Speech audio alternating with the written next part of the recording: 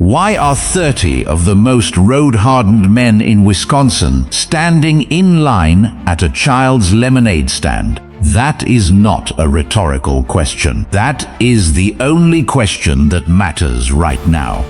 Because what you are looking at, a folding card table at the end of a cracked suburban driveway, a hand-lettered sign, a 50-cent cup of lemonade, and a line of leather-vested bikers stretching halfway down the block, does not make sense on the surface. And it is not supposed to. Not yet. Look at the details. The sign is hand-lettered in green marker on a piece of poster board, the letters starting large and getting smaller toward the right edge, the way a child's handwriting does when she runs out of space but refuses to start over. The cash box is an old cookie tin with a slot cut in the lid. The pitcher is plastic, the cups are paper, and the girl behind the table is 8 years old, with a friendship bracelet loose around her wrist and the focused expression of someone who has been planning this moment for 3 weeks. Her name is Brianne, and she is doing a brisk business this morning, because behind the 30 men standing in her driveway are 30 Harley-Davidson motorcycles, still warm from the road, their engines ticking as they cool in the August heat. The men themselves are not small men. Their vests are leather, their arms are sleeved with tattoos, and the patches on their backs identify them as members of the Milwaukee Irons, a motorcycle club that has been riding the roads of Wisconsin since 1987. These are men who have covered hundreds of thousands of miles of asphalt between them. Men who have buried brothers and celebrated grandchildren and logged more hours on the open road than most people spend in their cars in a lifetime. And this morning, every single one of them is waiting patiently in line to buy a 50-cent cup of lemonade from an 8-year-old girl. Watch the front of the line. A man steps up to the table. He is 54 years old, built broad across the chest and shoulders, with the kind of hands that have spent decades doing mechanical work, assembling engines, gripping handlebars, carrying weight. There is a scar along his left jaw, old enough to have faded to white. And there is another scar on his left forearm, newer, a long pale line running nearly from wrist to elbow that has not yet lost its texture. He reaches into his vest and sets a folded bill on the table. Far more than 50 cents. He tells the little girl to keep the change. He takes his cup. He turns, and standing a few feet away next to the garage is a woman, 36 years old, jeans, gray t-shirt, hair pulled back. The face of someone who is accustomed to keeping her composure in difficult rooms. She is looking at the scar on the man's forearm with an expression that is not confusion, not surprise, but something closer to recognition. The slow physical shock of seeing something you thought existed only in memory, suddenly standing 3 feet in front of you in full daylight. The man looks at her. He opens his arms, and Darren Sturch, a nurse with 11 years of emergency medicine behind her, a woman who has held the hands of strangers in their worst moments and kept her face calm through all of it, walks into that embrace and comes apart completely. Her shoulders rise and fall. Her hands grip the back of his leather vest. The sound she makes is the sound of a person releasing something they have been carrying for a very long time without fully realizing how heavy it had become. Behind her, Brianne sets down her pitcher. She walks around the table. She wraps both arms around her mother's waist and holds on. 30 men in leather and chrome stand in the Wisconsin sun and do not look away. This is not a charity event. It is not a publicity stunt. There is no camera crew here by arrangement, no sponsor, no organization coordinating what you are watching. What you are watching is a debt being paid, not a financial debt. The Milwaukee Irons are not here because Darren Sturch sent them a bill. They are here because of 21 minutes that took place on a stretch of highway called State Road 13, exactly 365 days before this morning.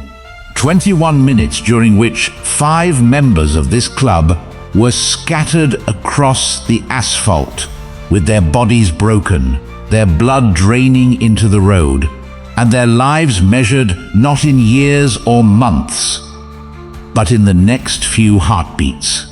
21 minutes during which Darren Sturch was the only thing standing between them and a body bag. She did not plan to be there. She was not dispatched. She had no equipment, no backup, and no obligation beyond the one that exists in the conscience of a person who has spent her life in emergency medicine and cannot drive past a trauma scene without stopping. She stopped. She was the only one who did. And now, 1 year later, 30 men have polished their chrome, checked their tire pressures, coordinated their departure times across county lines, and ridden to this driveway on this Saturday morning. Not to give a speech, not to present a check, not to be photographed, to stand in line, to hand a little girl a $5 bill for a 50-cent cup of lemonade, to look the woman who kept them alive in the eye and make sure she knows, in the most grounded, physical, undeniable way they know how, that what she did on that highway was not forgotten, that it was never going to be forgotten, that in the world of the Milwaukee Irons, the kind of debt created by 21 minutes on State Road 13 does not get settled with words. It gets settled in person. To understand the full weight of what is happening in this driveway, you have to go back to where it started. Back 365 days. Back to a Tuesday afternoon in August, when the asphalt on State Road 13 was still hot from the summer sun, and the air smelled like cut grass and the distant pressure of an incoming storm. Back to a nurse who was driving home after a 12-hour shift, tired in the specific way that emergency nurses get tired, not just physically, but in the part of the mind that is always calculating, always reading a room, always preparing for the next thing that needs to be handled. Back to the moment the afternoon shattered. Darren Sturch had been a nurse for 11 years. Not the kind of nurse that exists in television dramas, moving through pristine corridors in slow motion with a meaningful expression. The real kind. The kind that clocks in at 6 in the morning and does not sit down until 2 in the afternoon. The kind that knows the difference between a patient who is anxious and a patient who is about to code, not from a monitor reading, but from the specific quality of silence in the room. The kind that carries the weight of other people's worst days in home, in her body, in the tension across her shoulders, and the particular way she stares at nothing for a few seconds before she walks through her own front door, resetting herself before her daughter sees her face. She was good at her job. She had always been good at her job. But that summer had been a hard one. There had been a patient in May. The details are not important, and they are not ours to share. What is important is that Darren had carried the outcome of that case the way certain people carry certain things. Not loudly, not visibly, but constantly, in the background. Like a low-frequency sound that you stop consciously hearing, but that never actually stops. She had not talked about it. Not to her colleagues, not to her friends, not to anyone. She had done what experienced nurses learn to do, which is to keep moving, because the work does not pause for grief, and the patients in the next room still need care, and the only way through is through. By the time August arrived, she was tired in a way that sleep did not fully fix. On the afternoon of August 14th, Darren finished a 12-hour shift at the hospital, changed out of her scrubs in the locker room, and walked to her car in the parking lot. The sun was still high and aggressive. The asphalt of the parking lot radiated heat upward in visible waves. She had 3 missed calls on her phone, 2 from her mother, 1 from Brian's school, about an upcoming field trip that required a permission slip. She had a low tire pressure warning on her dashboard that she had been meaning to address for 2 weeks. She had a specific singular thought in her mind, which was to pick up Brian from the neighbor's house, get home, and be horizontal for as long as possible before the next morning's alarm. She pulled out of the hospital parking lot at 4:17 in the afternoon and headed toward State Road 13. State Road 13 is a 2-lane highway that cuts through flat farmland on the western edge of Milwaukee County. In August, the fields on both sides run high with corn, and the road itself absorbs heat the way dark surfaces do in summer, holding it long after the sun begins to move. It is the kind of road that experienced riders know well, long straightaways that open into sudden curves, the surface reliable but unforgiving at speed. The Milwaukee Irons had ridden State Road 13 hundreds of times. That Tuesday afternoon, 5 of them were heading back from a weekend run, riding in a loose formation, spread across the lane in the configuration that experienced riders use to maintain visibility and reaction space. They had been on the road since Friday. They were 4 miles from home. What happened next happened the way highway accidents always happen, which is to say it happened in the space between one moment and the next, with no transition, no warning, and no opportunity for the people involved to make any decision at all. A vehicle drifted, not dramatically, not recklessly in any way that could have been anticipated. Just a slow, inattentive drift across the center line, the kind that happens when a driver looks at a 2 seconds at the wrong moment on the wrong road. 2 seconds. Enough to push the lead rider onto the shoulder.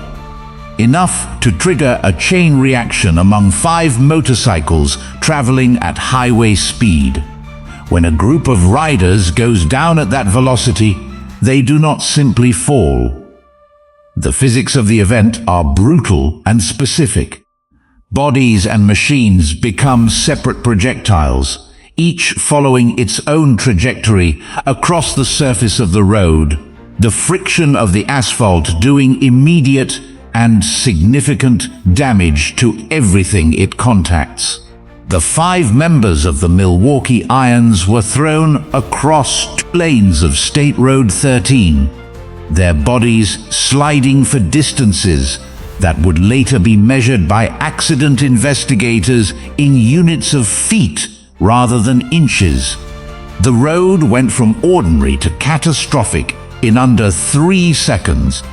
Darren was approximately 200 yards behind the formation when it happened. She saw it in her windshield, the way you see something that your brain initially refuses to process. As a visual event that does not immediately resolve into meaning. The sliding chrome, the spray of debris, the sudden stillness of objects that had been moving at speed a moment before. Her foot was on the brake before she had consciously decided to brake. She pulled to the shoulder. She looked at the scene through her windshield. Other vehicles were stopping. She could see people getting out of their cars, standing on the road, reaching for their phones. She got out of her car. Later, when people asked her why she stopped, why she got out, why she walked toward 5 strangers, bleeding on the asphalt, when every other person at that scene was standing still or stepping back, she would answer with the particular economy of someone who genuinely does not understand why the question is being asked. She stopped because she was a nurse, because her training had given her a specific kind of vision that activates in the presence of trauma the way other instincts activate in other people. She did not see bikers or strangers or a dangerous situation to be avoided. She saw 5 distinct trauma cases, and she began triaging them before she had taken 10 steps from her car. She had no equipment, no gloves, no airway kit, no trauma bag. She had her hands, her training, and 11 years of experience reading the human body under duress. It was enough. It had to be enough. The first rider she reached was a man on his back with his breathing shallow and arrhythmic. His helmet cracked along the left side. She did not move him. She stabilized his cervical spine with her bare hands and spoke to him in the level, authoritative tone she used in the emergency room. Not soothing, not panicked, but direct and grounding. The tone of a person who is in control of the situation and needs the patient to understand that. She told him to stay still. She told him she was a nurse. She told him to focus on her voice. He focused on her voice. The second rider had an arterial bleed on his left forearm, a deep laceration from road contact that was losing blood at a rate that made the timeline very short. Darren pulled off her jacket and applied direct pressure with both hands, using her body weight to maintain compression. She looked up at the bystanders gathered at the edge of the scene. She did not ask for help. She gave instructions. She told a man in a blue shirt to come and keep pressure on the arm and not let up regardless of what he saw. She told a woman near the back to call 911 if no one had yet, and to report 5 riders down on State Road 13 with at least 1 significant hemorrhage. She told a teenager with his phone raised to put it down and go to the 3rd rider and tell her if he was conscious. People moved. That is what happens when someone speaks with that quality of certainty in a chaotic situation. People move. She went to the 3rd rider, then the 4th, then the 5th, moving in a circuit, assessing and intervening and returning, keeping the hemorrhage under control, keeping airways clear, keeping the men conscious by talking to them, asking their names, asking who they wanted her to call, asking questions that required them to stay present and respond. For 21 minutes, that stretch of State Road 13 was a roadside intensive care unit with no monitors, no medication, and no oxygen. Just a nurse, the road, and 5 men whose lives were being measured in minutes. The man with the arterial bleed. Ray grabbed her wrist at one point, his grip weaker than it should have been for a man his size. He looked up at her with the specific expression of a person who is beginning to understand that the situation is serious. She met his eyes. She did not offer him false comfort. She did not tell him everything was going to be fine. because she did not know that it was.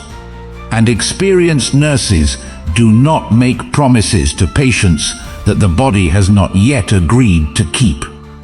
She asked him if he had family. He told her he had a wife, Carol. He said her name the way people say the names of the people they are most afraid of leaving.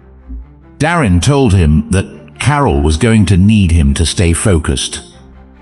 She told him to keep his eyes on her face and to keep talking, and he did both of those things, and his pulse stayed where it needed to stay.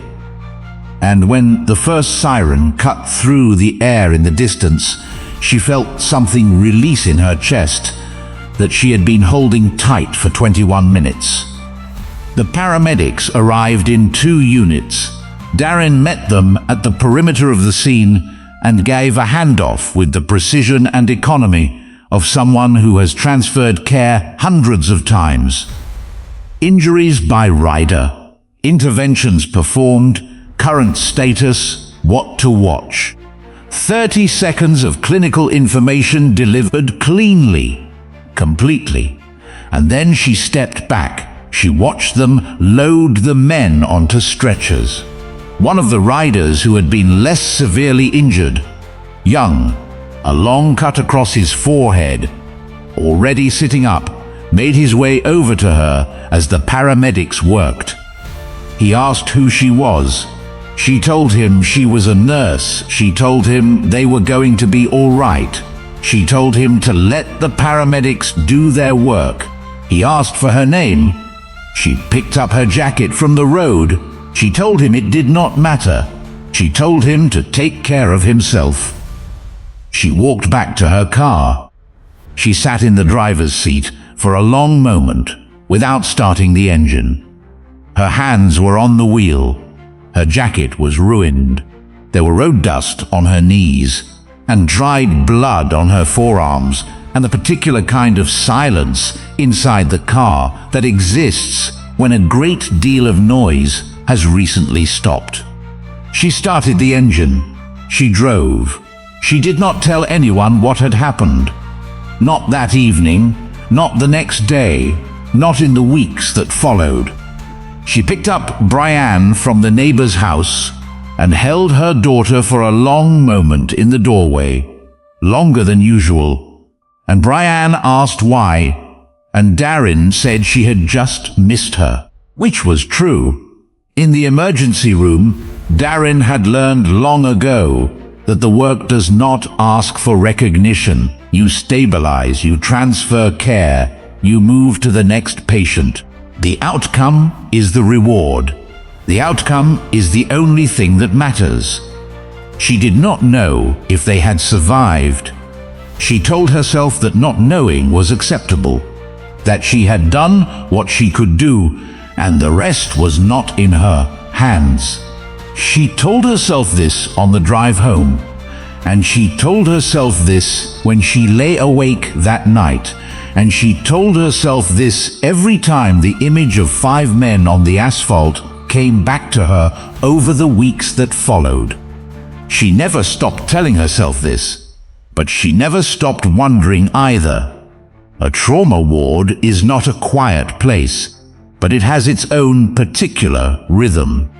It is the rhythm of ventilators cycling through the night, of IV pumps beeping their slow alerts, of nurses' shoes on linoleum at 3 in the morning.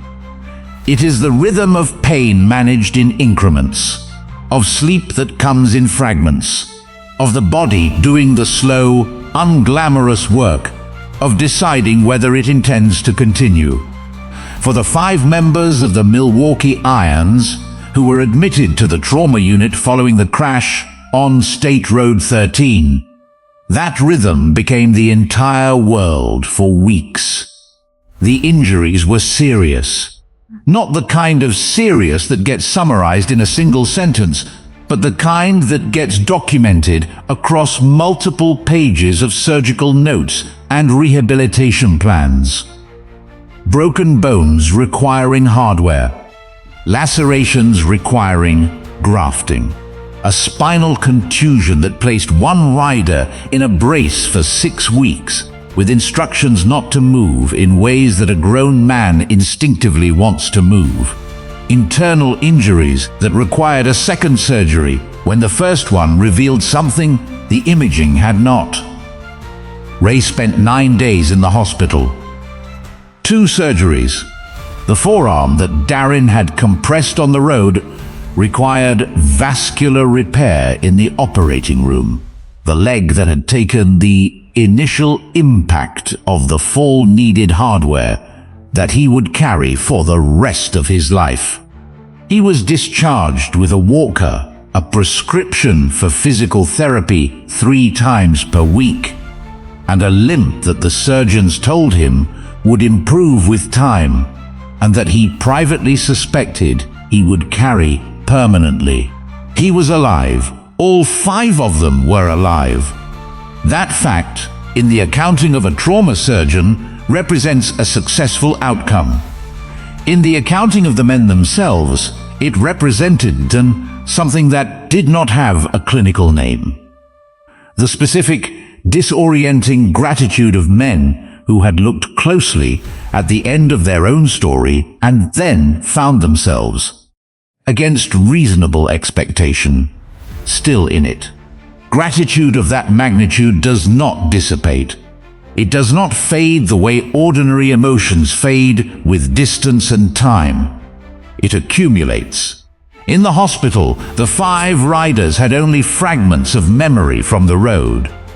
The sound of the impact, the smell of the asphalt, the specific sensation of sliding. But they all remembered the voice. The calm, authoritative voice that had cut through the chaos before the paramedics arrived. The voice that had given instructions and asked questions and refused, in its tone, to acknowledge the possibility that things would not be all right. They remembered the face that went with the voice. They did not have a name. Ray asked every nurse on his ward if they knew who had responded at the scene. He asked the paramedics who came to follow up on his case. He asked the traffic officer who took his statement. Nobody knew. The woman had given no information, left no contact, made no report. She had appeared at the scene, performed 21 minutes of roadside emergency medicine, transferred care to the paramedics, and disappeared. The Brotherhood of the Milwaukee Irons is not an organization that leaves things unresolved. While the 5 injured riders were working through their recoveries, the rest of the club was working a different problem. They posted in local community groups online, describing what had happened on State Road 13, and asking if anyone knew the identity of the nurse who had stopped. They kept the details sparse. They were not looking to turn it into a media event. They were looking for a name. The post moved through the digital networks of Milwaukee County. The way useful information moves in a connected community, shared by people who knew someone who might know someone, passed through neighborhood groups and local forums picked up by people who had been at the scene or lived near it, or simply recognized the details of a story they had heard secondhand. It took 11 days to reach the right person. A woman named Carol, Ray's wife, received a message from a contact in a local nursing community who had seen the post. The message contained a name, Darren Sturch. Carol did not call immediately. She sat with the name for an evening, understanding that the next step required care. This was not a situation that could be handled carelessly. The woman they were looking for had made a deliberate choice to walk away without identification. Whatever she had done on that highway, she had not done it for recognition, and approaching her incorrectly, publicly, dramatically. in a way that felt like an ambush, would be a failure to understand what the act had actually been. Carol found Darren's social media profile. It was modest, as these things go. Not many posts. A few photographs of the neighborhood, a few of Brian at school events, occasional observations about ordinary life. The profile of a person who uses the platform to stay connected rather than to be seen.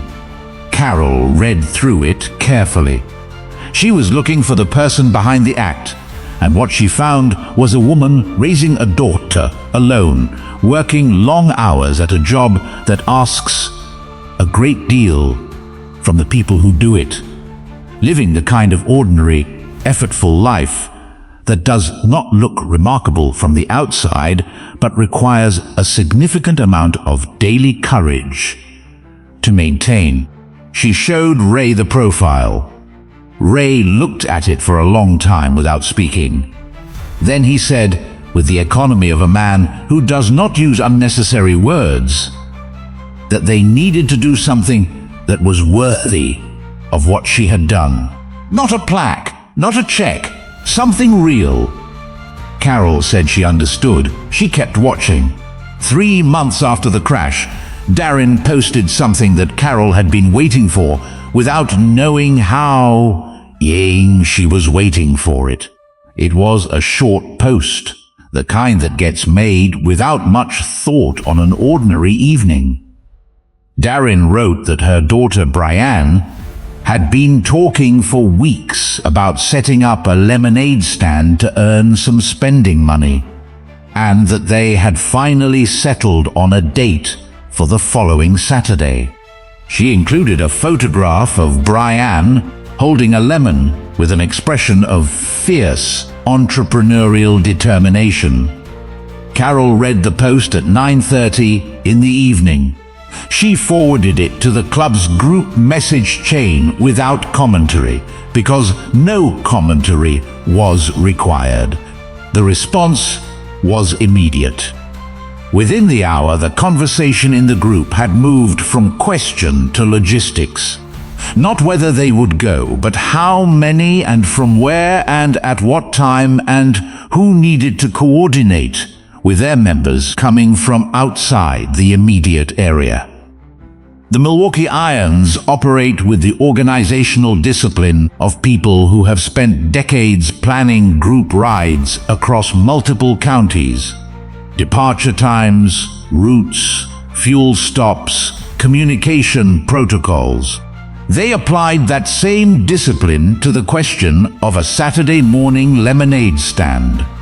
Word moved through the brotherhood, the way Ray had described it later, like a rolling thunder crossing county lines. Members who had not been on State Road 13 that day understood immediately why they were being asked to come. You do not need to have been present at an act to understand its weight. You need only to understand the kind of person who performed it and the kind of obligation that creates. 30 riders confirmed.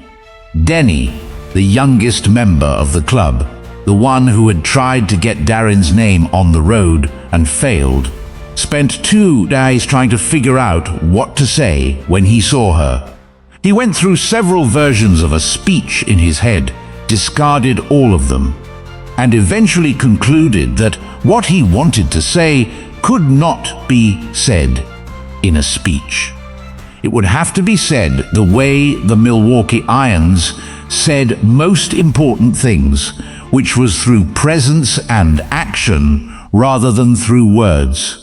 He polished his bike on Friday evening and set his alarm for 5:45 the following morning. On the Friday night, before the lemonade stand, Ray sat in his garage after Carol had gone inside. The Indian motorcycle he had been slowly restoring over the past year sat in the center of the space, its chrome catching the light from the single bulb overhead. His leg ached the way it always ached in the evening, when the day's activity had accumulated in the joint. He had learned to treat this as information rather than complaint. The body reporting on what it had done, which meant the body was still doing things, which was the only accounting that mattered. He thought about what Carol had asked him that afternoon, which was whether he knew what he was going to say to Darren when he saw her. He had told Carol what he believed to be true, which was that there were no words adequate to the situation, that any sentence he constructed would fall short of the thing it was trying to describe. That language was not the right tool for this particular job. Carol had told him that he did not need the right words. He needed to show up. Ray understood this. Showing up was something the Milwaukee Irons knew how to do. It was, in many ways, the foundational act of the brotherhood, the understanding that presence is a form of commitment, that arriving somewhere in person carries a weight that no message or gesture can replicate. They had 30 riders confirmed. They had a route planned. They had a departure time of 8 in the morning to ensure they arrived before the lemonade stand had been open long enough for the morning to feel ordinary. There was nothing left to do except be there. Ray turned off the garage light. He went inside. He set his alarm for 5:30 and lay in the dark and thought about a woman he had never formally met, whose name he had learned from a social media post, whose face he had last seen through the narrowing tunnel of blood loss on a hot August road. And he thought about what it means to owe someone the continued fact of your existence. He did not have language for that either, but in the morning, he would have 30 motorcycles and a driveway and a little girl selling lemonade for 50 cents a cup. And that would have to be enough. It would be more than enough. Brianne was ready at 8:15. She had been ready in various degrees since approximately 6:40 in the morning, when she had gotten out of bed without an alarm and begun the process of preparing what she had described to her mother the previous evening as the most important business day of her life. The table was set up at the end of the driveway by 7:30. The sign was positioned at the angle she had tested twice. The pitcher was full, the ice was packed, and the cookie tin cash box was open and waiting with 2 quarters already inside, placed there by Brianne herself as starter capital, a concept she had invented independently and was very proud of. Her goal was $100. She had explained the math to her mother at breakfast, 200 cups at 50 cents each, which was achievable if enough people came, which she was confident they would, because she had told everyone at school and Mrs. Kellerman across the street had promised to spread the word through the neighborhood. Darren had listened to this plan with the expression of a mother who loves her daughter too completely to introduce the concept of foot traffic variance into a Saturday morning conversation. She set up a lawn chair near the garage, poured herself a cup of coffee, and watched her daughter arrange and rearrange the table with the focus of someone commissioning a very important work. The morning was quiet, the particular quiet of a residential street on a Saturday in August, when the week obligations have temporarily released their hold, and the neighborhood exists in a state of unhurried suspension. A sprinkler running 2 houses down, a screen door opening and closing somewhere on the block, the sound of a lawnmower starting in the distance and then stopping as if reconsidering. Mrs. Kellerman appeared from across the street at 8:43, in her house slippers, with exact change already in her hand. She drank her lemonade standing at the table and told Brian it was exceptional, and Brian thanked her with great seriousness and placed the 2 quarters in the cash box with the satisfaction of a person whose business plan is proceeding on schedule. A jogger came by at 8:51.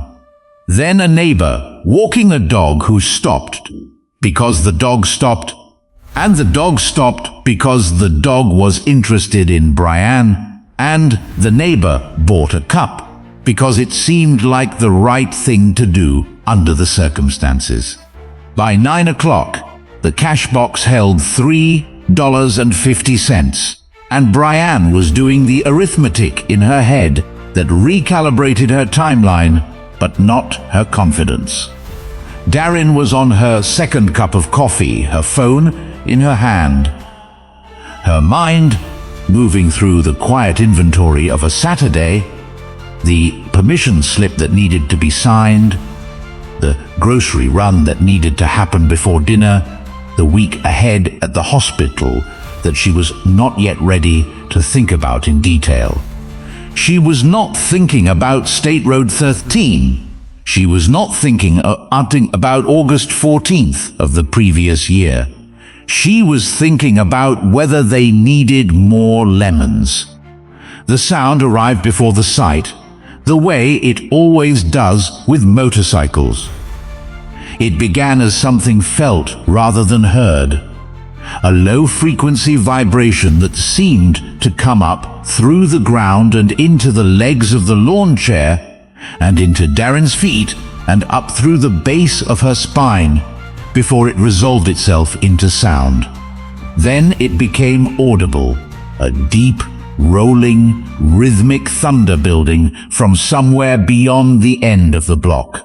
The kind of sound that a single motorcycle does not make, that requires many engines running together to produce, each one slightly offset from the others in a way that creates a compound rhythm, both chaotic and synchronized.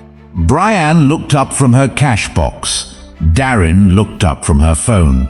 At the end of the block, the first motorcycle appeared, black and chrome, moving slowly, almost ceremonially. Then the second, just behind and to the right. Then the third and fourth together, then more and more and more, until the street that had been empty was filled from one end to the other with a slow procession of 30 Harley-Davidsons, their engines running just above idle, their riders sitting straight and unhurried in the August morning light.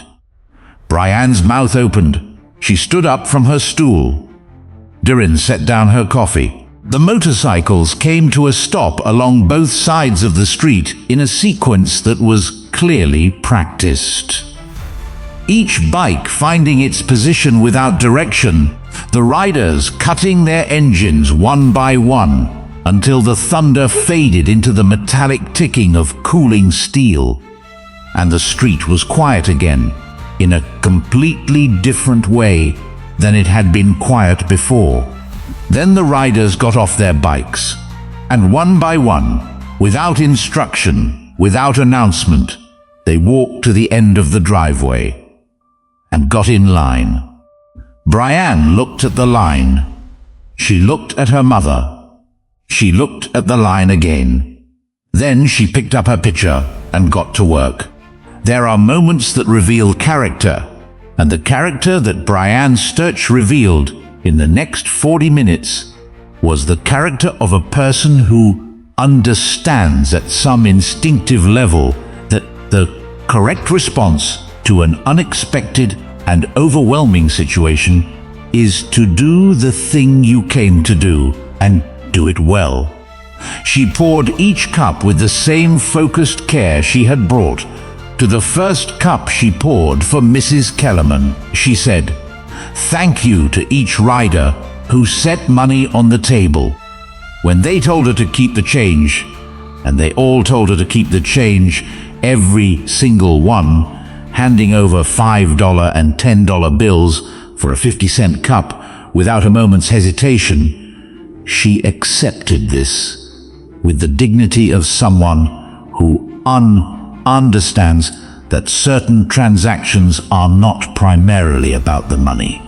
Denny reached the front of the line and crouched down to be at eye level with her, because he was the kind of person who understood that you do not loom over an 8-year-old when you are trying to have a real conversation.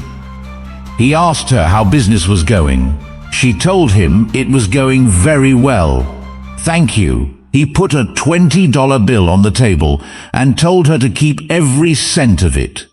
She told him that was very generous. He said it was the least he could do. He stood up. He looked over at Darren, standing near the garage, and his face did the thing that faces do when a person is trying to hold something together that wants to come apart. He turned back to the street. He blinked several times. He moved to the side to make room for the next rider. Darren had been watching the line with the kind of suspended attention that happens when something is registering in parts of the brain that work faster than conscious thought. She recognized the patches on the vests from the first moment, Milwaukee Irons, and the recognition landed somewhere in her chest before it had fully arrived in her mind. Her coffee cup was still in her hand. She had forgotten it was there. The man at the front of the line stepped up to the table. He set his money down. He took his cup. He turned, and Darren saw his face. She saw the scar along his left jaw. She saw the scar on his left forearm, the long pale line she had last seen, bleeding through the sleeve of a leather jacket on the shoulder of State Road 13. The one she had compressed with her jacket and her body weight for 21 minutes while she waited for the sound of sirens. The coffee cup came down slowly to her side. Ray looked at her across the driveway. He did not say her name. He had learned her name only recently from a social media post, from a connection found through 11 days of searching. For the entire year before that, she had been nameless to him, a face and a voice, and a pair of hands that had appeared from the chaos and refused to let him go. He said, "You don't remember me." It was not a question. It was an opening. Darren said, "State Road 13, she said it quietly, almost to herself. The way you say something when you are confirming that a thing you had not fully believed in is actually real." Ray nodded once. She looked at the scar on his arm. She looked at the slight hitch in his left leg when he had walked toward her. The specific compensation of a man whose joint has been rebuilt and has learned to work within new parameters. She said, "You made it." 3 words. But the weight inside those 3 words was the weight of a year's worth of not knowing, of telling herself the outcome was not hers to carry, of lying awake on certain nights and wondering whether the men she had left on that road had gone home or had not gone home, and being unable to know and having to go to work the next morning regardless. Ray said, "All 5 of us." Darren put her hand over her mouth. Ray opened his arms, and Darren Sturch walked into that embrace with the full weight of everything she had been carrying. The patient in May, the 11 years of shift work and controlled composure, the year of not knowing, the ordinary courage of a woman raising a daughter alone and doing difficult work and never once asking to be recognized for any of it. She walked into it and let it go, all of it, at once. In a driveway in Milwaukee on a Saturday morning in August, in front of 30 motorcycle riders and one 8-year-old girl and Mrs. Kellerman, who had come back out onto her porch because she had understood from the sound of the engines that something important was happening. Ray held on. He did not say anything. He did not need to. He had spent 9 days in a hospital bed and months in physical therapy, and an entire year carrying the specific weight of a debt he could not pay to a person he could not find. And now she was here and he was here, and the debt was being paid the only way it could be paid, which was in person, which was in the full physical fact of two human beings standing in the same place at the same time, acknowledging what had passed between them. Behind Darren, Brianne set down her pitcher. She walked around the table. She wrapped both arms around her mother's waist and held on without saying a word, because she was 8 years old and did not have language for what she was witnessing, but she understood its shape. She understood that her mother was crying in a way she had not seen before, and that this was not the kind of crying that required fixing, and that the right thing to do was simply to be there. She was there. The line continued to move. One by one, the riders of the Milwaukee Irons stepped up to the table, paid for their lemonade, and came to find Darren. Not every exchange was a long one. Some were brief. A hand on the shoulder, a few words, a nod that carried more than a speech would have. Some of the men did not trust themselves to speak, and did not try. One rider, a large man with 30 years of road on his face, simply took Darren's hand in both of his and held it for a moment and then walked away without turning back. Carol found Darren near the end of the line. She took both of her hands and told her what Ray had been like in the hospital.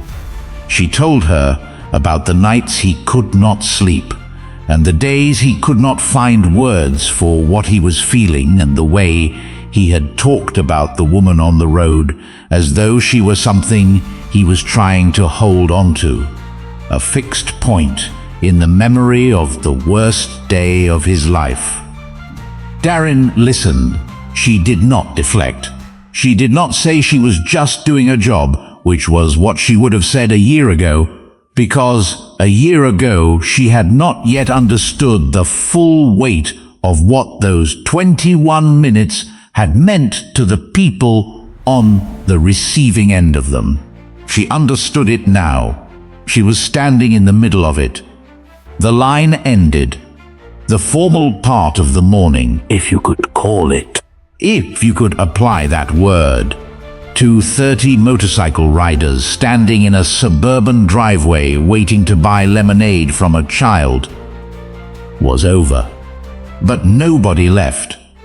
That is the detail worth holding on to. Nobody left. The riders of the Milwaukee Irons had ridden from across the county to be here.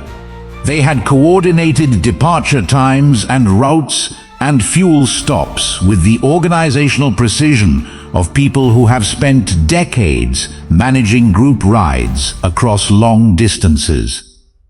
They had a return journey ahead of them.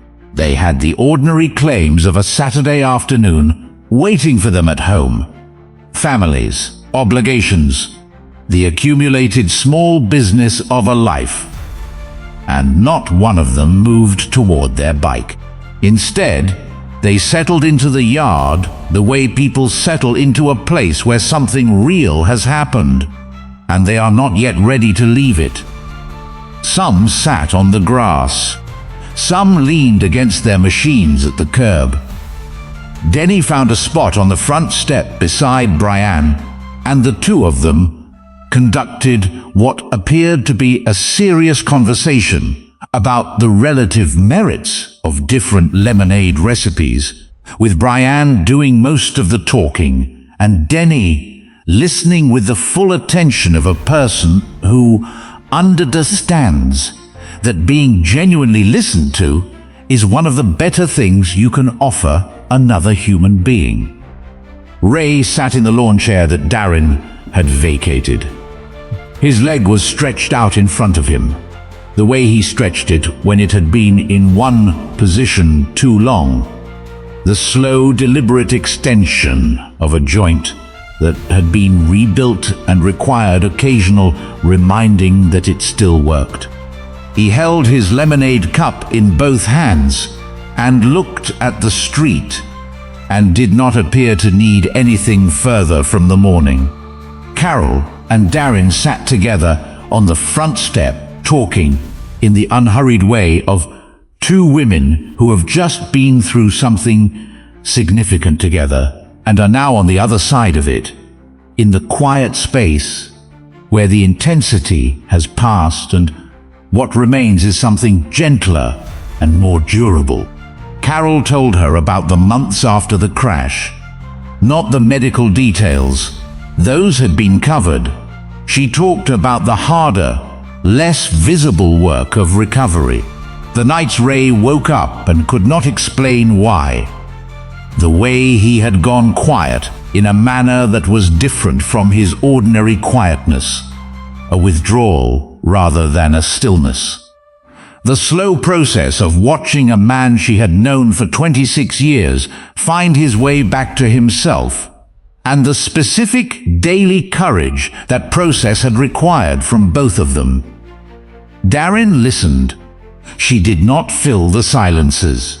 She had spent 11 years learning that the most useful thing you can sometimes do for another person is to remain present and quiet while they say the thing they need to say.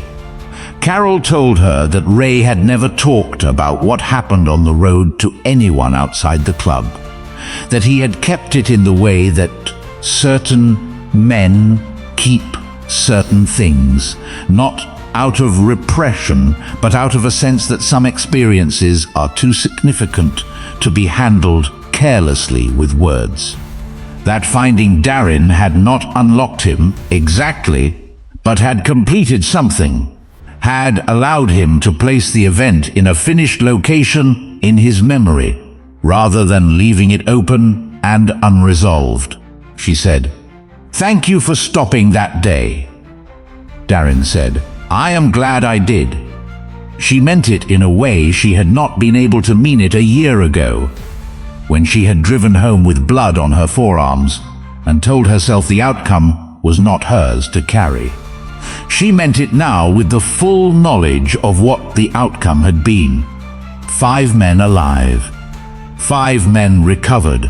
5 men standing in her yard on a Saturday morning, drinking lemonade and refusing to leave. And the knowledge changed the meaning of the words completely. Brianne counted her money at the kitchen table while the riders were still in the yard. She did this with the methodical focus she brought to all important tasks, sorting the bills by denomination and the coins into stacks, and then adding it all up twice to make sure the number was correct. $143.50. She came back outside and found her mother and announced this figure with the gravity it deserved.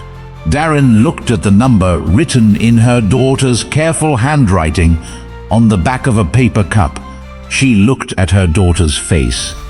The fierce satisfaction of a person whose plan has not merely succeeded, but exceeded all reasonable projections. She told her she was very proud of her. Brianne said she was going to save it toward a bike. A real bike, not a motorcycle. A bicycle with a purple frame and a basket on the front, which she had identified at a shop in the neighborhood and priced at $180. Meaning she was now 43% of the way there, not counting the 2/4 of starter capital which she felt should count. Darren told her the 2/4 counted. The call to ride came in the early afternoon. Not an announcement, just a shift in the energy of the yard. A subtle signal passed through the group, the way such signals pass through groups of people who have ridden together long enough to read each other without words. The riders began moving toward their bikes. Final conversations concluded. Hands were shaken. A few of the men crouched down to say goodbye to Brian, who accepted these farewells with the composure of someone who has had an exceptional morning, and is secure in that fact. Denny was the last one to say goodbye. He shook Darren's hand, then appeared to think better of a handshake, and hugged her instead, briefly and without ceremony. He told her that he had been trying to figure out what to say to her since the day of the crash, and that he still had not figured it out, so he was going to stop trying. She told him that was fine. He said he was glad she had been on that road. She said she was too. He walked to his bike. One by one the engines came back to life, the silence of the yard replaced by the compound thunder of 30 motorcycles returning to the world. The sound built and built until it was a physical thing, felt in the chest and the teeth, and then the formation began to move.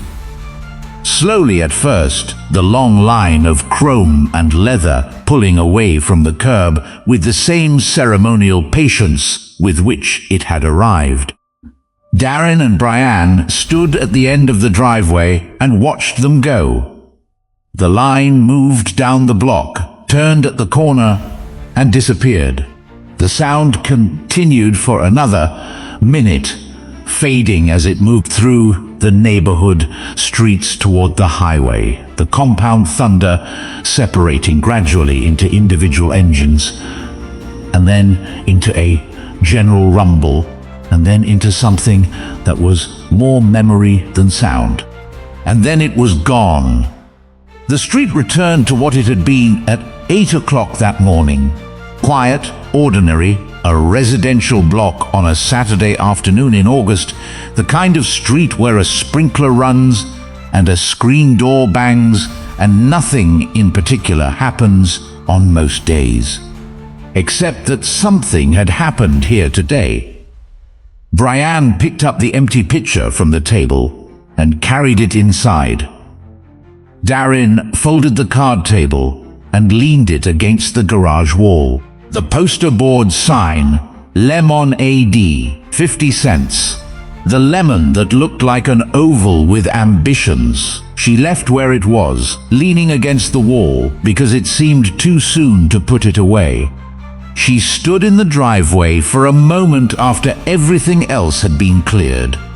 Down the street, in the direction the motorcycles had gone, the road ran straight and flat toward the horizon, toward State Road 13, toward the stretch of asphalt where, 1 year ago, she had pulled to the shoulder and gotten out of her car and done the things she had been trained to do, without asking for recognition, without leaving a name, without expecting to see any of them again. She had not known, driving home that evening with blood on her arms and her daughter waiting at the neighbor's house, that the 21 minutes she had spent on that road would find their way back to her driveway.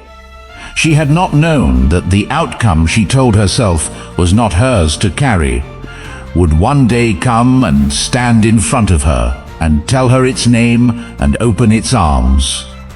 She knew it now. Brian appeared in the doorway behind her. She asked if her mother was coming inside. Darren looked at the road for one more moment. At the ordinary, unremarkable road that ran from this driveway to the highway, and beyond the same road it had always been, carrying ordinary traffic on an ordinary afternoon, giving no indication of what had traveled it that morning, or what had traveled it a year before. Then she turned around. She told her daughter she was coming. She went inside. The sign leaned against the garage wall, and the afternoon light moved across the driveway. And the street was quiet, and somewhere on the highway, 30 motorcycles were leaning into the curves of the road, carrying their riders home. Darren Sturch stopped on a Tuesday afternoon because she was a nurse, and it was the right thing to do. She did not leave her name. She did not wait to be thanked. She drove home, picked up her daughter, and went back to work the next morning. 1 year later, 30 people rode 40 miles to stand in the sun and buy lemonade from that daughter because of her. You never know what your 21 minutes means to someone else, so stop. When you can, stop. Brian saved enough for the bike. It is purple. It has a basket. The Milwaukee Irons still ride together every Saturday. Darren is still a nurse.